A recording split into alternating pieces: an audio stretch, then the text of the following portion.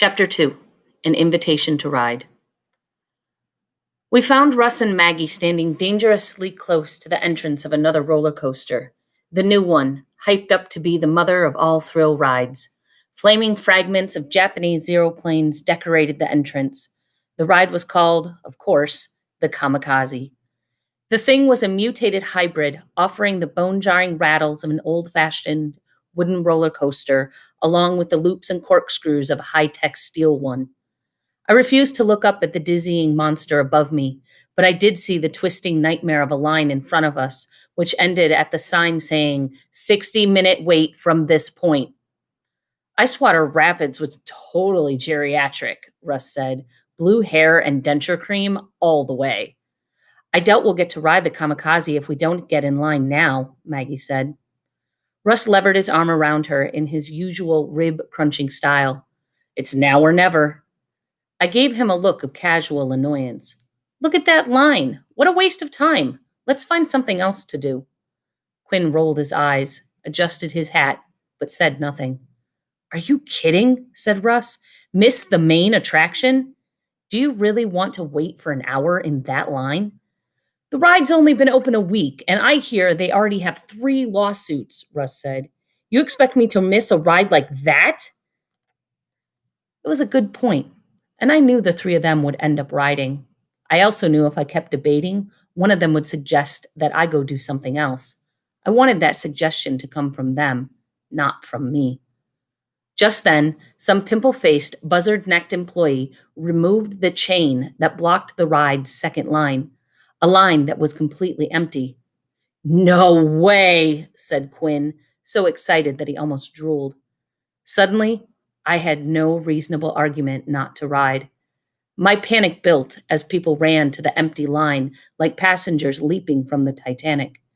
Guys, what's the big deal anyway? Maggie took a dangerously deep look at me. Are you scared, Blake? Don't be. You'll have fun. Scared? Don't be ridiculous, I told them. I love roller coasters. Yeah, sure, Quinn said with a sneer. I threw Quinn a warning glare. He swore he wouldn't tell anyone, but then what did Quinn's word ever mean? Blake's terrified of roller coasters, Quinn said. I tugged at the Sputnik hanging in his ear, and his head tilted to one side. Ow! Russ looked at me like I was someone he didn't know. He's kidding, right? I stammered a bit.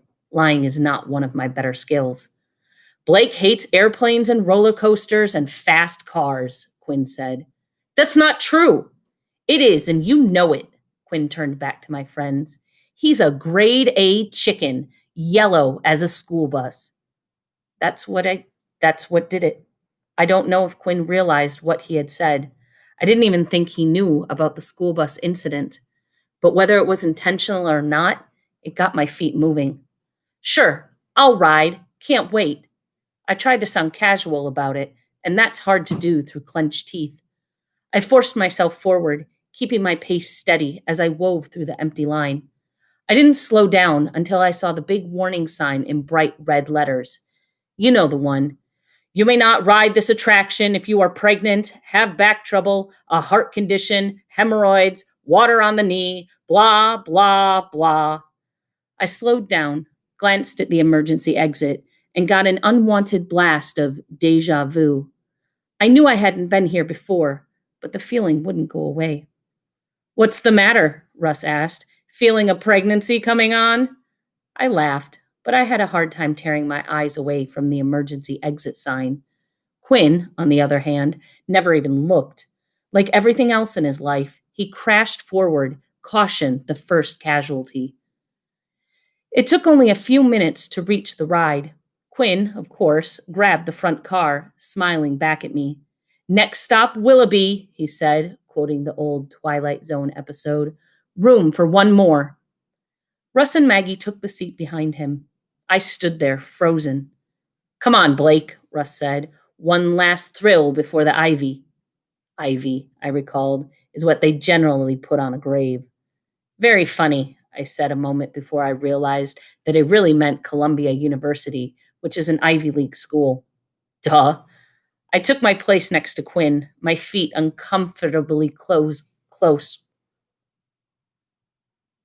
I took my place next to Quinn, my feet uncomfortably crossed in front of me. I pulled down the lap bar, double checked it, then triple checked it. Quinn snickered at the expression that must have filled my face. Are we having fun yet? Just shut up, okay? The little train jerked forward and began to ratchet up a steep climb toward the first drop. You gotta live for this, bro, Quinn said. Live for it like I do. The kamikaze dragged us heavenward and reached the peak of its first drop. We lingered for a moment at the peak, then hurled into a suicide plunge. My stomach tried to escape through my eyeballs. My brain became a pancake pressed close to the dome of my skull. Quinn whooped and wailed, loving the feeling. You gotta live for it, he had said. But right now, I just wanted to live through it. The safety bar offered no safety at all, and all at once, I was back there again. 7 years old, spinning out of control. My first ride. No, I told myself. No, I would not go there. I wouldn't think about it. I pushed the memory down so deep, not even the kamikaze could shake it loose. The roller coaster bottomed out and turned sharply to the left, spinning into a double corkscrew. Quinn's hands were in the air as he screamed with the thrill of the ride. I gripped the safety bar, gritting my rattling teeth. The kamikaze doubled back, and the force of the turn cut into my side as we shot toward an insane loop. My head was pressed forward by G forces. The earth and sky switched places and back again. Then, as we came out of the loop, I caught sight of a wooden support strut tearing away from the web-like scaffolding of the kamikaze. The thick pole plunged like a felled tree. No! I screamed. No! It wasn't my imagination. It was real. Crossbeams fell away next to me. The rattle of the ride intensified. When I turned my head, I caught sight of the damaged part of the ride, but we were speeding away from it, hitting a trough and rising again. Then the ride took a wide U-turn and headed back toward the damaged section. Another support beam broke away. Big, heavy white timbers tumbled down, bouncing off the track, taking more of the ride with it. Others saw the danger now. Do you see that? Yelled Quinn. Do you see it? The screams of fear were the same as the screams of joy. I tugged at my lap bar, but what did I think I could do? Jump? The damage was right in front of us now. The last falling crossbeam pulled away all the support beneath the track, leaving us to face a rickety trestle. Just the track and nothing beneath. For a moment, I thought we'd make it across, but the left rail fell away, and then the right, leaving a 20-foot gap and a 100-foot fall.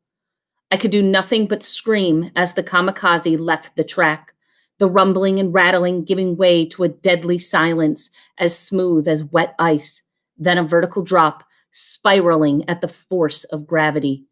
My face was an open wail.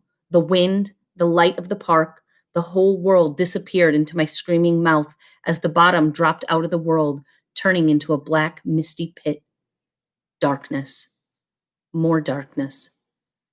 And then the lights of the kamikaze station blazed around me as the little train came to a jarring stop and the lap bars all popped up in unison.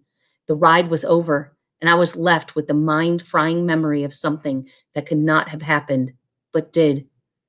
Cool! Screamed Quinn. Did you see how the track fell away? Yeah, said Maggie. It looked so real. I wonder how they do that, Russ said. I looked up. The support struts and dangling crossbeams rose against gravity, reassembling themselves like the collapsing bridge at Universal Studios. Only then did I see the single hidden track that brought us into the vertical dive and back into the station once the false track fell away. The ride attendant turned to me. Hey, you have to get out. If you want another ride, you'll have to get back in line. I gladly vacated my spot. On the way out, we were all given pins that said, I died on the kamikaze.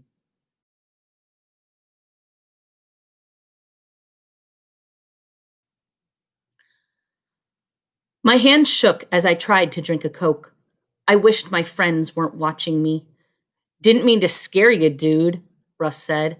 I thought everyone knew what was going to happen. Geez, they've been showing the commercials for months before the ride even opened. Maggie put her hand on mine. It's okay. To be honest, I was pretty shaken up myself. I went a little red at Maggie's touch. Russ noticed how Maggie held my hand, but and he put he put her in his lover's chokehold. He'll get over it, Russ said. We were on the midway now. Quinn was hurling baseballs at a stack of resistant silver bottles that just wouldn't fall from the pedestal. He wore his kamikaze pin like a Congressional Medal of Honor. Why don't you stick it through your belly button? I suggested. He pointed at his hat and threw another ball. That ride was a life altering experience, he said, although his life didn't seem altered much at all.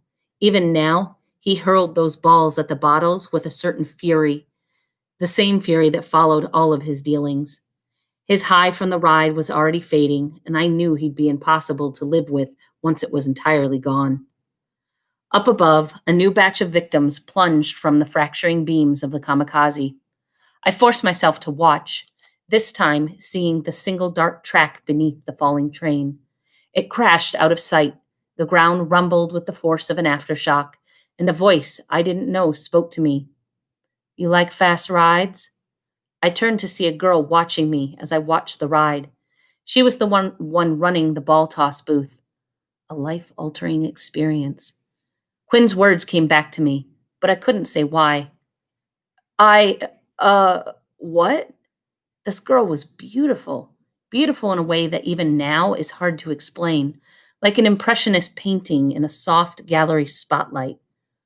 I asked if you liked the fast rides. I can't get them out of my mind, I told her, which wasn't entirely untrue. She smiled as if she knew exactly what I meant. Her hair was long and red, the kind that must have been brushed 1,000 times to make it flow in a perfect fall of copper silk.